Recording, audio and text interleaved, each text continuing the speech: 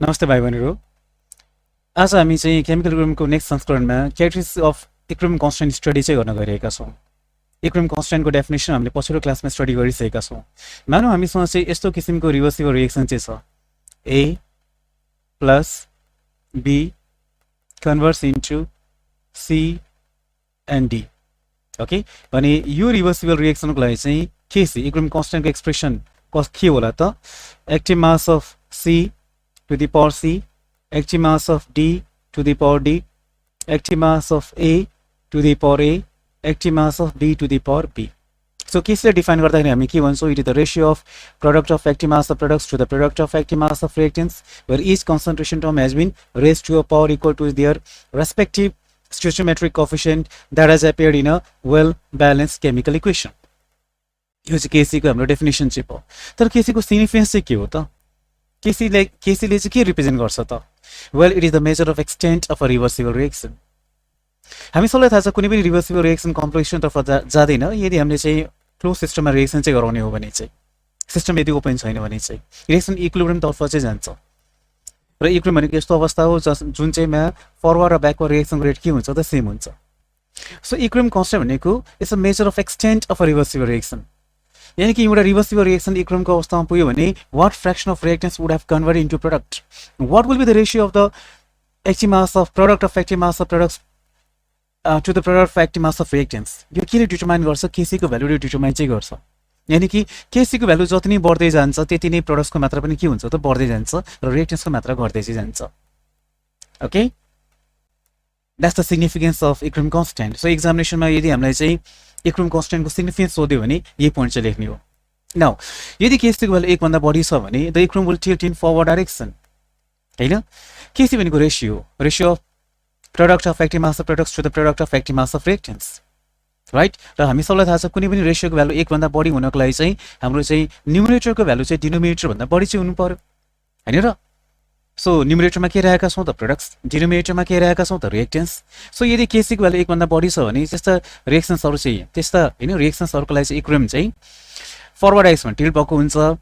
र जब यो reversible reaction इक्विलिब्रियमको अवस्थामा पुग्नेछ प्रोडक्ट्सको मात्रा चाहिँ रिएक्टेन्ट्स भन्दा बढी हुनेछ। सो यो क्वेसन एक्जामिनेसनमा कसरी सोध्ला त? यसरी, if the value of KC is greater than 1 what does it signify? त्यसै गरी यदि केसीको भ्यालु 1 भन्दा कम छ भने the equilibrium will tilt in backward direction and the concentration products will be less than that of reactants at equilibrium. Again, KC ratio हो नि त। यहाँ चाहिँ हामीले न्युमरेटरमा के राखेका छौँ? प्रोडक्ट्स, र डिनोमिनेटरमा के छ त? रिएक्टेन्ट्स। अब रेशियोको भ्यालु 1 भन्दा कम हुनको लागि के हुनु पर्यो त? न्युमरेटरको हाम्रो डिनोमिनेटरको भ्यालु के हुनु पर्यो? न्युमरेटर भन्दा बढी हुनु पर्यो। यानी रिएक्टेन्ट्सको मात्रा चाहिँ प्रोडक्ट्स भन्दा के हुनु पर्यो त? बढी चाहिँ हुनु पर्यो। सो यस्ता रिभर्सिबल रिएक्सन्सहरू जसको लागि चाहिँ केसीको भ्यालु चाहिँ 1 भन्दा कम छ दिएको अवस्थामा, दिएको टेम्परेचरमा भने जब यो रिभर्सिबल रिएक्सन इक्विलिब्रियमको अवस्थामा पुग्नेछ त्यसबेला चाहिँ हाम्रो चाहिँ प्रोडक्ट्सको मात्रा के हुनेछ? रिएक्टेन्ट्स भन्दा कम हुनेछ। यो क्वेसन कसरी सोध्ला त? If value of KC is less than 1 what does it signify? यो सोध यसरी चाहिँ आउँछ एक्जामिनेसनमा फर 1 मार्क। चौथो, equilibrium constant at a particular temperature is independent of initial concentration of reactants. यानी कि दिएको टेम्परेचरमा हामीले रिभर्सिबल रिएक्सन इनिसिएट गर्दाखेरि हामी बढी मात्रामा रिएक्टेन्ट लिन सक्छौँ, हामी कम मात्रामा रिएक्टेन्ट लिन सक्छौँ, यसले केही फरक पर्दैन। Value of equilibrium constant is constant fixed at the given temperature. दोस्रोमा नेक्स्टमा हेरौँ कि use of catalyst doesn't change the value of equilibrium constant. यानी कि रिभर्सिबल रिएक्सनमा चाहिँ हामी क्याटलिस्टको प्रयोग गरौँ या नगरौँ यसले केही फरक पर्दैन। The value of equilibrium constant will remain same. Okay, next, the equilibrium constant for a particular reaction at a given temperature is constant. It only changes with the change in the temperature. यानी कुनै पनि reversible रिएक्सनको लागि चाहिँ दिएको टेम्परेचरमा equilibrium constant value चाहिँ constant चाहिँ हुन्छ। Temperature change गर्यो भने मात्रै चाहिँ चेन्ज हुन्छ। ओके, अब यसबारे चाहिँ यो तीनटा बारे चाहिँ कस्तो प्रश्न सोध्न सक्ला त? एमसीक्यू सोध्न सक्ला। यसै चाहिँ which of the following factor affects the value of KC? हैन, अप्सन नम्बर ए मा चाहिँ क्याटलिस्ट होला, बी मा चाहिँ कन्सन्ट्रेसन, सी मा प्रेसर, डी मा टेम्परेचर। एन्सर के हुन्छ त? Temperature. The value of equilibrium constant only and only depends upon temperature. Next, equilibrium constant for forward reaction is reciprocal of equilibrium constant for the backward reaction. हेर, मानु यो reaction चाहिँ हामीसँग चाहिँ छ,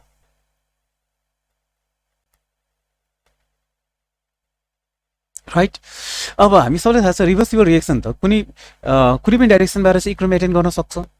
हैन हामी चाहिँ फरवर्ड डाइरेक्सन रिएक्टेन्स लिएर पनि इक्विलिब्रियम इस्टाब्लिश गर्न सक्छौं हामी प्रोडक्ट्स लिएर पनि के गर्न सक्छौं त इक्विलिब्रियम इस्टाब्लिश गर्न सक्छौं आफ्टर अल रिभर्सिबल हैन रिएक्सन रिभर्सिबल हो नि त यसमा दुईटा रिएक्सन समानान्तर भइरहेका हुन्छन् यदि हामीले चाहिँ रिएक्सनलाई यसै लिने हो यसै नै भने यस्तो अवस्थामा इक्विलिब्रियम कन्स्टेन्टलाई हामी इजन्ट इट K1 को रूपमा प्रस्तुत गर्न सक्छौं तर रिएक्सनलाई यसै पनि प्रस्तुत गर्न सकिन्छ नि त हामी C र D लिएर पनि त इक्विलिब्रियम इस्टाब्लिश गर्न सक्छौं नि त ठीक सो यस्तो अवस्थामा इक्विलिब्रियम कन्स्टेन्ट के हो त K2 चाहिँ भयो हैन यदि A र B हाम्रो रिएक्टेन्स हुन् र C र D हाम्रो प्रोडक्ट्स हुन्छ भने चाहिँ माथि के आउँछ C र D तल के आउँछ A एन्ड B तर सेम रिभर्सिबल रिएक्सनलाई हामी यो यसरी पनि प्रस्तुत गर्न सक्छौं यही रिएक्सन रिभर्सिबल चाहिँ हो सो यो अवस्थामा हाम्रो चाहिँ प्रोडक्ट्स के हुन् त A र B रिएक्टेन्स के हुन् त C र D ठीक छ यसको लागि चाहिँ इक्विलिब्रियम कन्स्टेन्ट चाहिँ K2 चाहिँ हुन्छ now we can see that K1 is reciprocal of K2 यही कुरा चाहिँ 7 नम्बर पोइन्टमा चाहिँ भनेको छ equilibrium constant for forward direction is reciprocal of equilibrium constant for backward direction यानी कि एउटा रिभर्सिबल रिएक्सनको लागि चाहिँ हामी दुई तरिकाले इक्विलिब्रियम कन्स्टेन्ट प्रस्तुत गर्न सक्छौं एउटा फरवर्ड डाइरेक्सनको लागि चाहिँ अर्को चाहिँ ब्याकवर्डको लागि चाहिँ फरवर्डको लागि चाहिँ K1 भयो ब्याकवर्डको लागि K2 चाहिँ भयो and we can see K1 is reciprocal of K2 अब यो 7औं नम्बरको जुन चाहिँ हामीले चाहिँ यहाँ पोइन्ट लिएका छौं यसलाई चाहिँ हामी MCQ मा सोध्न सक्छौं जस्तै यदि फरवर्ड डाइरेक्सनमा इक्विलिब्रियम कन्स्टेन्टको भ्यालु 0.2 हो भने ब्याकवर्ड डाइरेक्सनमा कति होला त वेल ब्याकवर्ड डाइरेक्सनमा के हुन्छ reciprocal of equilibrium constant for the forward direction यानी कि 1/0.2 यानी के हुन्छ त 5 यसै चाहिँ MCQ चाहिँ सोध्न सक्ला है फरवर्ड डाइरेक्सनको लागि चाहिँ इक्विलिब्रियम कन्स्टेन्ट भ्यालु दिएको हुन्छ हामीले ब्याकवर्डको लागि चाहिँ सोधेको हुन्छ र हामी सबैलाई थाहा छ equilibrium constant for forward direction is reciprocal of equilibrium constant for backward direction आजको लागि हामी यति नै राखौं बाँकी नेक्स्ट क्लासमा स्टडी चाहिँ गरौँला थ्यांक यू